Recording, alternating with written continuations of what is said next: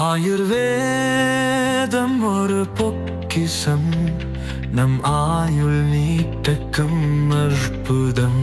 Doctor Srivarma's. அனைவருக்கும் முதல்ல வணக்கம்.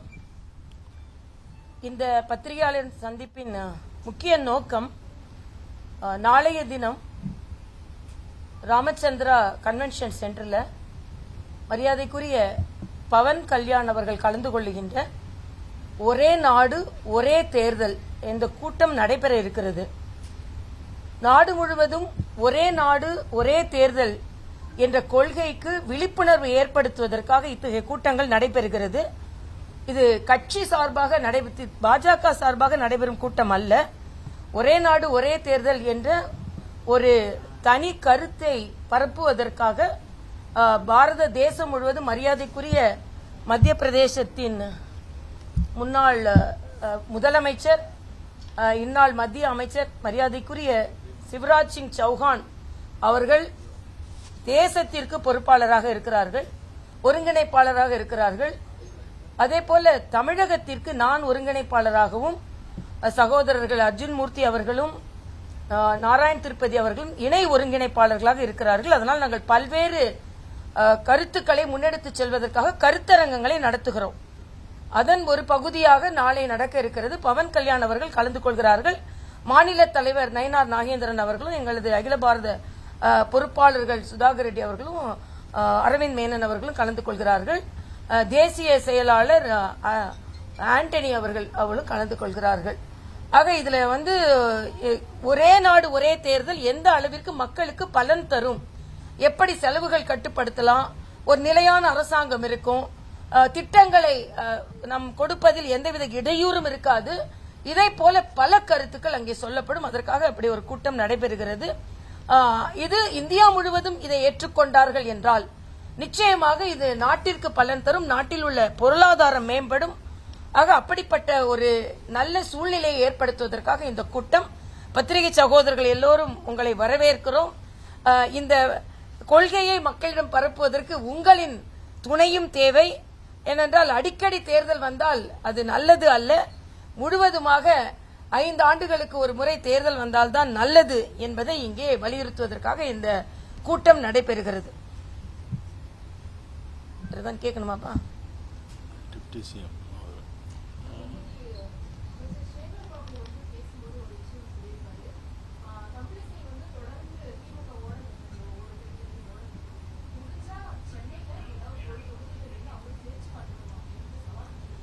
அதாவது ஓட விட்டுருக்கிறதுனா, நான் தென் சென்னையில இவங்கெல்லாம் சொல்லி நிக்கல, இவங்க சொல்லாம தான் நாங்க இன்னும் நாங்க நிக்கவும் செய்வோம். அதுல ஒன்னும் மாற்று கருத்து இல்ல. ஆனா சேகர் பாபு நாங்க எப்படி தேர்தல் அணுகணுமோ அப்படி அணுகணும், அதுக்கு சவாலான ஏற்றுக்கொள்கிறேன். இவ எதை கொடுத்து எப்படி இவர்கள் ஓட்டுகளை வாங்குகிறார்கள் என்று தேர்தல் களத்தில் நின்று நான் பார்த்து கொண்டுதான் இருந்தேன். அதனால சேகர் பாபு வரட்டும், இப்படிதான் தேர்தல் நடத்தணும். நாங்க ஒன்னும் எங்களை விட்டு வெற்றி பெற்றவர்கள் எல்லோருமே திறமையாளர்கள் அப்படின்னு சொல்லிடவும் முடியாது, தோல்வி அடைந்தவர்கள் எல்லோரும் திறமை இல்லாதவர்கள் சொல்லிட முடியாது. ஆக நாங்கள் ஏதோ தகுதி இல்லாமல் தோற்று போவதில்லை. இதுல man power, muscle power, money power எல்லாமே தான் இருக்கிறது. பாரதிய ஜனதா கட்சி வளர்ந்து வருகிறது. இதே தென் சென்னையில இதற்கு முன்னால் வாங்கிய வாக்குகளை விட நான் வாங்கி இருக்கிறோம். 22 தொகுதிகளில் 18.5% வாங்கி இருக்கிறோம். ஆக ஒரு கட்சி மெதுவாகத்தான் வளரணும், வளர்ச்சி பாதையில் நாங்க இருக்கிறோம். ஆனா திராவிட முன்னேற்ற கழகத்தை நான் விமர்சிக்கவே கூடாது என்று அவர் சொல்ல முடியாது.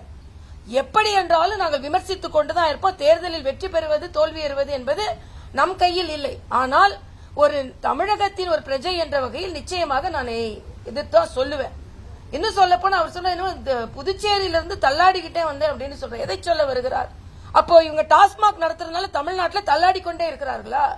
நான் 1 வருஷம் ஆகியும் நான் தள்ளாடுவேனா? இப்ப தினம் டாஸ்மாகை வைத்து வருமானம் பார்த்து கொண்டிருப்பவர்கள், வருமானத்திற்கு மேலே வருமானம் பார்த்து கொண்டிருப்பவர்கள் எல்லாம் தள்ளாடி கொண்டிருக்கிறார்களா என்று நான் கேட்கிறேன். ஆக எதை கேட்பதற்கு எதை சொல்ல, ரோட்ல ஓட்ட விழலன்னு சொல்லட்டும். ஓட்ட விழுந்ததா இல்லையா? ஓட்ட விழுற அரசாங்கத்துக்கு என் ஓட்டு போடுறீங்கன்னு கேட்கறது இது சரியா இல்லையா? அதனால எங்களுக்கு விமர்சனம் நாங்க செய்வோம். நீங்க விவாதிங்க. தேர்தலை எப்படி அணுக வேண்டும் என்று எல்லோரும் லெவல் பிளேயிங் ஃபீல்டில் அணுகுவோம். அப்ப நாங்க வெற்றி பெறுகிறோமா இல்லையா என்று பார்ப்போம். ஆமா, தேர்தல் ஆணையத்தை மீறி தான் சிலது நடக்கிறது என்பது ஊரறிந்த உண்மைதானே.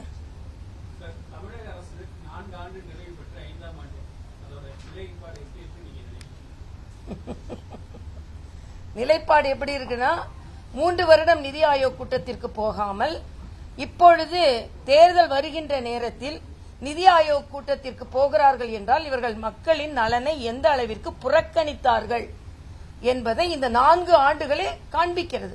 4 ஆண்டுகளில் அவர்கள் சாதனை என்ன சாதனை செய்திருக்கிறார்கள்? மத்திய அரசின் நல்ல திட்டங்களுக்கு தமிழில் பெயரை வைத்து ஸ்டிக்கர் ஒட்டி இருக்கிறார்கள். அதுதான் அவர்கள் செய்திருக்கிறார்கள். 4 ஆண்டு சாதனையின் சாதனை 8 லட்சம் கோடி கடனை அதிகரித்தது. சென்ற ஆண்டை விட இந்த ஆண்டு, இந்த 4 ஆண்டுகளில் இரட்டிப்பாக்கியது கடனை. ஆக அதற்கு பதில் சொல்லுங்க. கடனை வாங்கிவிட்டு நான் எல்லாம் நல்ல திட்டங்களை கொண்டு வருவேன் என்று சொல்வது மிகப்பெரிய பெருமை கிடையாது. அதே போல சமூக நீதிக்கு எதிரான நிகழ்வுகள் இந்த 4 ஆண்டுகளில் அதிகமாக நடந்திருக்கிறது. கள்ளச்சாராய சாவுகள் இங்கே நடந்திருக்கிறது. சமூக நீதி இன்னைக்கு வரைக்கும் வேங்கை வயல் பிரச்சனையில எந்த தீர்வும் கிடைக்கல. சட்டம் ஒழுங்கு கேள்விக்குறியாகி கொண்டிருக்கிறது. ஒரு பெண், அபலை பெண் அரக்கோணத்திலிருந்து நான் திராவிட முன்னேற்ற கழகத்தை சார்ந்த ஒரு இளைஞரணி நிர்வாகியினால் நான் பாதிக்கப்படுகிறேன் என்று சொல்லும் பொழுது அதற்காக ஒரு குரலை எழுப்பாமல் கூட அப்பா இருக்கிறார். ஆக அதே மாதிரி டாஸ்மாக் ஊழல் இன்று மிகப்பெரிய, அது உச்சநீதிமன்றம் இடைக்கால தடை தான் சொல்லியிருக்காங்க, ஊழல் நடக்கவே இல்லைன்னு சொல்லல. ஆக இடைக்கால தடை என்னமோ ஊழல் நடக்கவே இல்லைன்னு எல்லாம் புனிதர்களாக வெளியே வந்து விட்டதை போல பேசுகிறார்கள். ஆக எல்லா விதத்திலும் தோல்வி அடைந்த அரசாக திராவிட முன்னேற்ற கழகம் அரசு இருக்கிறது. அண்ணன் சேகர் பாபு எவ்வளவுதான் கூக்குரல் இட்டாலும் எங்களால் இதை நிரூபிக்க முடியும், அவர்களால் புனிதத்துவத்தை நிரூபிக்க முடியாது. அண்ணன் ஸ்டாலின் சொல்றாரு, நாங்க காவி கொடியை எடுத்துட்டு டெல்லிக்கு போல, வெள்ளை கொடியை எடுத்துட்டு டெல்லிக்கு போல. நாங்க சொல்றோம், டாஸ்மாக் கொள்ளை கொடியெல்லாம் எடுத்துட்டு போயிருக்கீங்க நீங்க.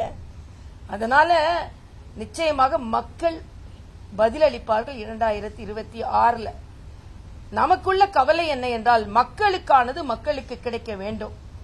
அது கிடைக்காமல் இருக்கிறதா நமக்கு. இப்ப இன்னைக்கு செவிலியர்கள் போராடி கொண்டிருக்கிறார்கள். 14,000 செவிலியர்கள் நிரந்தரம் செய்ய வேண்டும் என்று போராடி கொண்டிருக்கிறார்கள். மருத்துவர்கள் கரோனா நேரத்தில் பணியாற்றிய மருத்துவர்களுக்கு எந்த சலுகையும் அளிக்கப்படவில்லை அவங்க போராடி கொண்டிருக்கிறாங்க.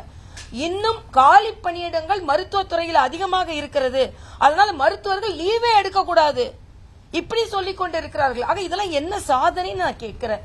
எல்லாவற்றையும் சாதனை. 9 அமைச்சர்கள் மீது நாங்கள் பெருமையாக சொல்ல முடியும். 10 ஆண்டு கால மரியாதைக்குரிய மோடி அவர்களின் ஆட்சி காலத்தில் ஒரு அமைச்சர் மீது கூட ஊழல் குற்றச்சாட்டு சொல்ல முடியாது.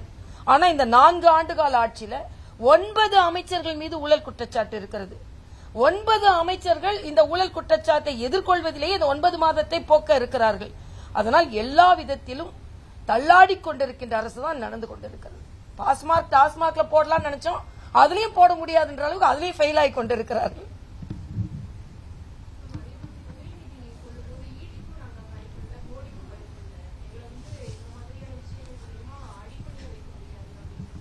இடிக்கும் பயப்பில்ல, ஓடிக்கும் பயப்பில்ல, மோடிக்கும் பயப்பில்ல. ஆனா டெல்லிக்கு ஓடி போவோம். எங்களை சார்ந்த கேடிகள் ஓடி போவார்கள். அதையும் யாரெல்லாம் ஓடி போனாங்க நமக்கு தெரியும். ஆக சும்மா அப்படி மேல் பூச்சி பூசி கொண்டிருக்கிறார்களே தவிர யாரெல்லாம் ஓடி போக வைத்திருக்கிறார்கள் என்று நமக்கு தெரியும். ஆக நான் ஈடிக்கு பயப்படல, மோடிக்கு பயப்படல, ஆனா எல்லாரையும் ஓடி போக வைப்போம் என்பதை தமிழகம் பார்த்து கொண்டுதான் இருக்கிறது.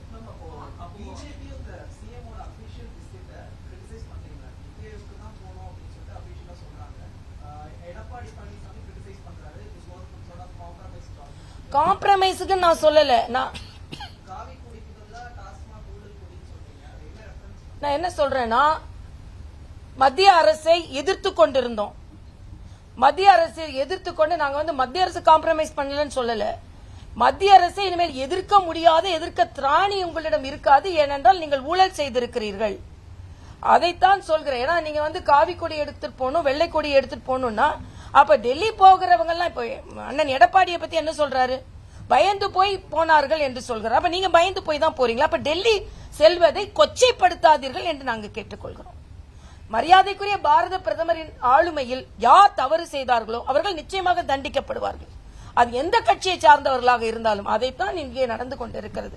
ஆக நான் எதிர்த்துதான் நிப்பேன். நான் கேட்கிறேன், ராமேஸ்வரத்துக்கு மரியாதைக்குரிய பாரத பிரதமர் வந்தார்கள், நீங்க ஏன் வரவேற்கல?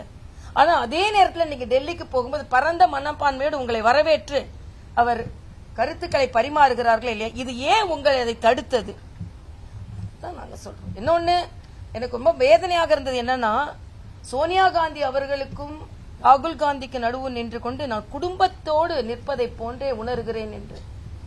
அவர்களின் தந்தை, அவர்களின் கணவர் ராஜீவ் காந்தி கொலையுண்டதற்கு இந்த ஆட்சி தான் காரணம், திராவிட முன்னேற்ற கழகம் தான் காரணம் அப்படின்னு கலைக்கப்பட்ட ஆட்சியை சார்ந்தவர்கள் இன்று அப்ப என்ன காம்ப்ரமைஸ் உங்களுக்கு இருக்கு?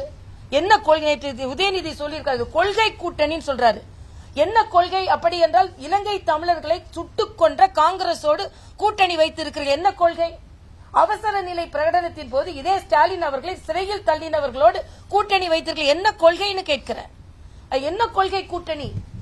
ஆக இன்னைக்கு கொள்கை கூட்டணி அல்ல, நீங்க கொள்ளை கூட்டணியை வைத்துக் கொண்டு கொள்கை கூட்டணி என்று சொல்லிக் கொண்டிருக்கிறீர்கள். பாரதிய ஜனதா கட்சியை பொறுத்த மட்டில் தமிழக மக்கள் அதே மாதிரிதான் கீழடியை பொறுத்த மட்டில் அது அகழ்வாராய்ச்சிக்கு ஆரம்பமானதே பாரதிய ஜனதா கட்சியினாலதான். சில கருத்துக்களுக்கு சந்தேகங்களை எழுப்பி இருக்கிறார்கள். உடனே மோடியே அதுல தலையிட்டு தமிழின் தொன்மையை எல்லாருக்கும் உணர்த்த கூடாது என்று முடிவு செய்ததை போல பேசிக் கொண்டிருக்கிறார்கள். இதுவரைக்கும் எந்த பிரதமரும் சொல்லாத அளவிற்கு தொன்மையான மொழி தமிழ் மொழி என்பதை மோடி அவர்கள் தான் சொல்லிக் கொண்டிருக்கிறார்.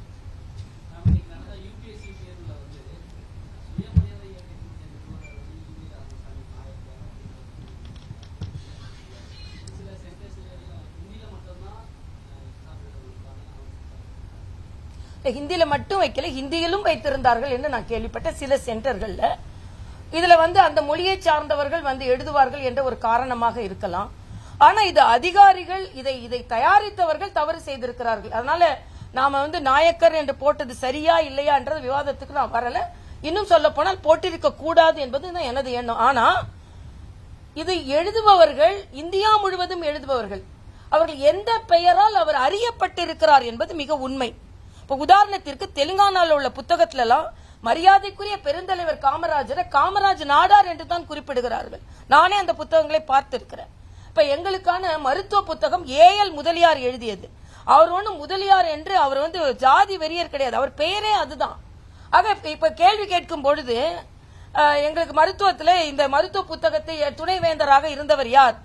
ஏஎல் முதலியார் தான் போடுவாங்க, ஏஎல்னு போட்டா யாருக்கும் தெரியாது. ஆக இது அறியப்படுவதற்காக அப்படி போட்டிருக்கலாம். ஏன்னா திராவிட தீகாக்காரர்கள் என்ன சொல்றாங்க, இந்த சாதி மறுப்பு போராட்டத்திற்கு முன்பு வரை சரித்திரத்தில் அவர் பெயர் ஈவேரா நாயக்கர் என்று தான் இருக்கிறது என்று. ஆக வடநாட்டில் படிப்பவர்கள் தெரிந்து கொள்ள வேண்டும் என்பதற்காக அப்படி எழுதியிருக்கலாம். ஒரே ஒரு உதாரணம் சொல்றேன். கீதா ஜீவன் பெண்களுக்கான ஹெல்ப்லைன் 181க்கு ஒரு விளம்பரம் கொடுத்தார்கள். இதில் பணி அமர்த்துபவர்கள் நேர்முக தேர்விற்கு வருபவர்கள் ஹிந்தியும் தெரிந்திருக்க வேண்டும் என்று தமிழகத்தில் இருந்து ஒரு சர்க்குலர் போச்சு. அப்பனா தமிழக அரசு ஹிந்தி வெறி அரசுன்னு சொல்லுவோமா? உடனே அவங்க என்ன சொன்னாங்க, இல்ல அதிகாரிகள் தப்பு செஞ்சுட்டாங்க, அதனால நாங்க எங்க மேல தப்பு இல்லைன்னு சொல்றாங்க இல்லையா? அப்படித்தான் எல்லாவற்றையுமே மத்திய அரசின் மீது திணிப்பது தவறு. மத்திய அரசு இன்னும் சொல்ல போனால் தமிழுக்கு மிகுந்த பெருமையை சேர்த்துக் கொண்டிருக்கிறது மத்திய அரசு என்பதை நான் தெரிவித்துக் கொள்கிறேன். இன்னைக்கு பாத்தீங்கன்னா நான் காசிக்கு போனேன் எங்க அப்பாவோட அஸ்தியை கரைக்கிறதுக்கு. பல இடங்களில் தமிழ் பலகைகள் இருக்கிறது. அவங்க அதுக்கு எதிர்ப்பு தெரிவிக்கல, தமிழ்நாட்டில இருந்து வராங்க அப்படின்னு.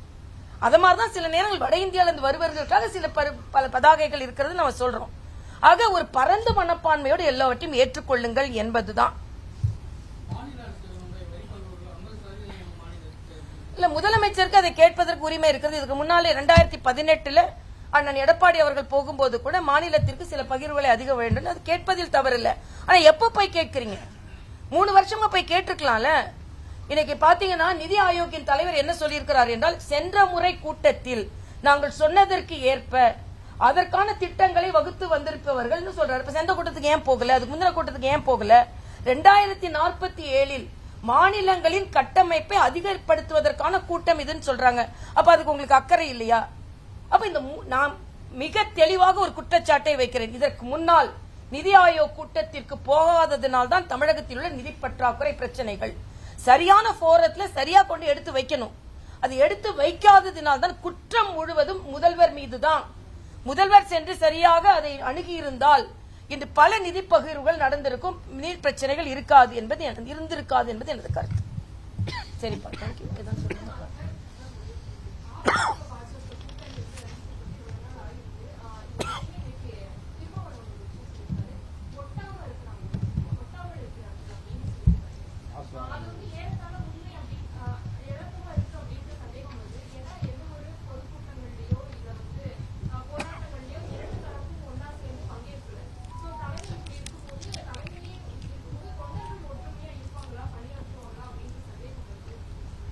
அதாவது ஒட்டாமல் இல்லை, இது தேர்தலுக்காகத்தான கூட்டணி. அந்தந்த கட்சிகளுக்கு தனித்தனியாக நிகழ்வுகள் இருக்கிறது, நடைமுறைகள் இருக்கிறது, அதை தான் செய்து கொண்டிருக்கிறோம். நீங்க ஓவரா ஒட்டி கொண்டிருக்கிறீங்கன்னு தான் பிரச்சனை. எல்லா தப்புகளையும் கூட சுட்டி காண்பிக்காமல், வேங்கை வயலை கூட சுட்டி காண்பிக்காமல் ஏன் ஒட்டி கொண்டிருக்கிறீர்கள்? சமூக நீதியை எதிர்த்து பல தென் மாவட்டங்களில் பட்டியலின மாணவர்கள் தாக்கப்படுகிறார்கள். உங்க கொடியே ஏற்ற முடியல, அப்படியே ஒட்டி கொண்டிருக்கிறீர்கள். ஆக நீங்க அதிகமாக ஒட்டி கொண்டிருப்பதால் நாங்க ஒட்டவில்லையோ உங்களுக்கு தெரியுது. ஓட்டுக்காகத்தான் தேர்தல் கூட்டணிகள், அதற்கு பின்பு கட்சிகளின் நிலைப்பாடுகள் தனித்தனியாக கூட்டங்கள் போடுவோம்.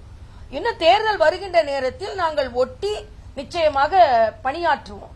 அதை பற்றி அண்ணன் திருமாவளவன் கவலைப்பட வேண்டிய, ஏன்னா கூட்டணி வராது என்று நினைத்துக் கொண்டிருந்தார்கள். இப்ப கூட்டணி வந்து விட்டது. கூட்டு இல்ல நாங்க இப்ப ஒட்டு இல்லன்னு சொல்லிக் கொண்டிருக்கிறார்கள். அதை பற்றி அவர்கள் கவலைப்பட வேண்டாம். என்னால் ஓட்டு எங்களுக்கு தான் கிடைக்க போகிறது. நீங்கள் அதிகமாக எல்லாவற்றையும் ஒட்டி கொண்டிருக்கிறீர்கள் என்பதுதான் எனது கவலை. இல்ல அப்படிலாம் இல்ல, எங்க அந்தந்த கட்சிக்கு என்று ஒரு நிலைப்பாடு இருக்கும், எங்கள் கட்சிக்கு என்று ஒரு நிலைப்பாடு இருக்கிறது, அனைத்து இந்த அண்ணா திராவிட முன்னேற்ற கழக கட்சிக்கு ஒரு நிலைப்பாடு இருக்கிறது. தலைமை கூட்டணி என்று வைத்துக் கொண்டால் அவர்கள் கூட்டணியாக பணியாற்றுவார்கள். எப்போது பணியாற்ற வேண்டுமோ அப்பொழுது பணியாற்றுவார்கள். அதுல எந்த கவலையும் அண்ணன் திருமாவளவனுக்கு இருக்க வேண்டியதில்லை என்பதுதான் எனது கருத்து. இன்னும் சொல்ல போனா அவங்க ஒட்டி இருக்கிறாங்க, ஆனா அவர்களின் தொண்டர்கள் பிரிந்திருக்கிறார்கள். எவ்வளவோ திருமாவளவன் கட்சியின் தொண்டர்கள் கொடியேற்ற விடலை, இந்த கட்சியை எதிர்த்து கேளுங்கள் என்று அவர்கள் கூட்டத்திலேயே பேசியிருக்கிறார்கள். ஏன் ஒரு பொதுச் செயலாளர் இந்த மாதிரி எதிர்கேள்வி கேட்கவில்லை என்று ஒரு கட்சியை விட்டு வேறு கட்சிக்கு மாறி இருக்கிறார். ஆக நீங்க தான் தலைவர்கள் ஒட்டி கொண்டிருக்கிறார்கள், தொண்டர்கள் பிரிந்து இருக்கிறார்கள் என்பது எனது கருத்து. நாங்க எல்லாருமே ஒட்டி கொண்டுதான் இருக்கிறோம்.